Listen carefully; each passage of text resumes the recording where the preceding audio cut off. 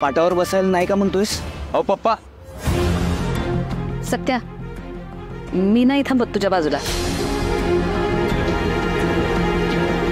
उगाच माझ्यामुळे तुझ्या आनंदात मिठाचा खडा पडेल ना. तू बस पाटाव, मी बाजूला थांबते. आता एकदम शाण्यासारखं बोललीस बघ.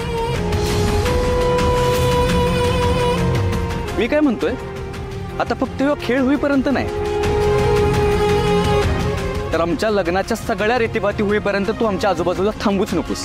अगदी या खेळात बी नाही आणि पूजेला बी नाही.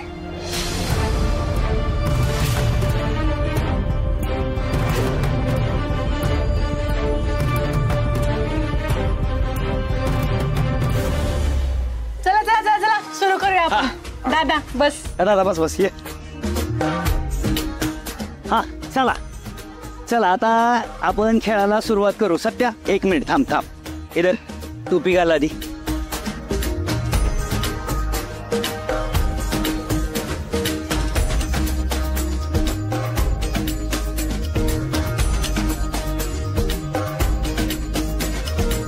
आई आमरे, तुम्ही आला? वाव किती गोड दिसतात ना.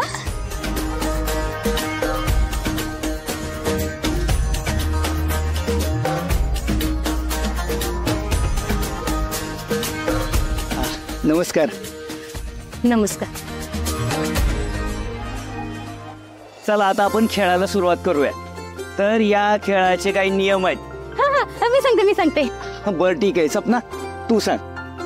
आता कसं आहे, ते कुंकवाचं जे पाणी केलंय का नाही, त्याच्यामध्ये जोडव्या इरोदे वगैरे काही काही टाकायचं असतंय आणि मग नवरा नवरीनं मिळून ते हुडकायचं असतं. आणि यात पण एक मज्जा असते. नवरी मुलगी का नाही दोन्ही हाताने शोधू शकते, पण नवऱ्या मुलाला एकाच हाताने शोधायला लागतंय.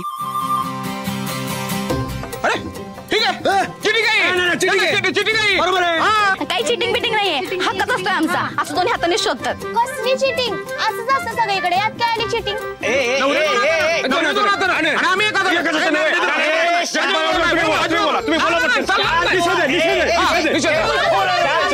शांत बसा. हे बघ, सपना म्हणते ते बरोबर आहे. तसाच नियम असतो. पप्पा मला सांगा, तुमचं जेव्हा लग्न झालं होतं तेव्हा तुम्ही एका हाताने शोधलेलं का? अरे हो. मग बरोबर आहे ते प्रमाण. उगाच आपण वाढतो. सपना सांग पुढं. टोटल का नाही 5 डाव असतात आणि सगळ्यात जास्त वेळ जो कोणी शोधेल का नाही तो जिंकतोय. आणि जिंकणाऱ्याला हारणाऱ्यांना शब्द द्यायचा असतोय का जे तू म्हणशील ते मी आयुष्यभर ऐकेन. बरोबर. हारणाऱ्याला आयुष्यभर ऐकून घ्यायचं होय नी. हा होय होय. हो की नाही जयदे? हा काय जयदीप काय जयदीप, इथं मी शिकून सुद्धा आयुष्यभर तुझंच ऐकतोय. वाघमारे मॅडम,